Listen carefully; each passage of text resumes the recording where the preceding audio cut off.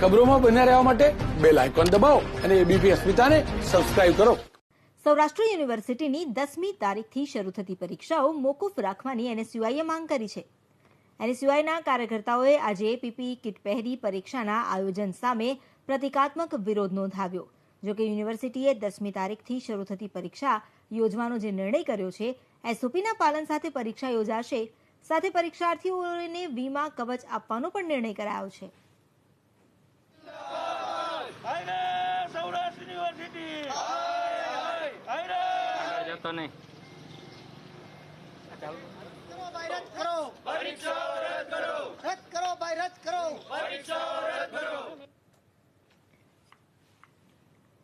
કોરોનાનું સંક્રમણ વધી રહ્યું છે, તેવામાં આ વખતે જે એનએસયુઆઈએ વિરોધ દર્શાવ્યો છે, પરીક્ષાઓ યોજાશે તો વિદ્યાર્થીઓ પર ફરીથી એકવાર કોરોનાની મહામારીનું જોખમ ટોળાશે તેવી પણ રજૂઆત કરાઈ છે. આગામી 10મી તારીખે શરૂ થતી પરીક્ષા છે, એમાં 15,079 વિદ્યાર્થી બેસવાના છે. એની સામે અમે 82 જેટલા સેન્ટરો અમે આપેલા છે. કોવિડની ગાઈડલાઈનનું સંપૂર્ણ અમલ રહેશે અને એસઓપી પ્રમાણે પરીક્ષા લેવાશે.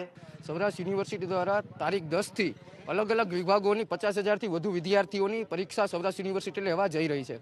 હાલની પરિસ્થિતિ જોઈએ તો વાર તહેવારો પછી કોરોનાના કેસોમાં બમણો વધારો થતાં આજે રાજકોટની પરિસ્થિતિની વાત કરીએ, 100થી વધુ દરરોજના કેસ આવે છે અને 5થી વધુ લોકોના મૃત્યુ થાય છે. આવી પરિસ્થિતિમાં સૌરાષ્ટ્ર યુનિવર્સિટી વિદ્યાર્થીઓના અને કર્મચારીઓના જીવ જોખમે મૂકી અને પરીક્ષા લેવા જઈ રહી છે. ત્યારે એનએસયુઆઈ દ્વારા આજે પરીક્ષા મોકૂફ રાખવા માટે રજૂઆત કરવાના છે અને જો તમારે પરીક્ષા લેવા તમારું મન મક્કમ હોય તો વિદ્યાર્થીઓને સ્વાસ્થ્ય બાબતની તમે સુરક્ષાની જવાબદારી આપો. તમારે કોઈ પણ જાતની જવાબદારી દેવી નથી અને ડાયરેક્ટ પરીક્ષા લેવા નીકળો એટલે ક્યાંક ને ક્યાંક વિદ્યાર્થીઓમાં અને તમારા વાલીઓમાં ક્યાંક ચિંતાનું મોજું ફરી વળ્યું છે.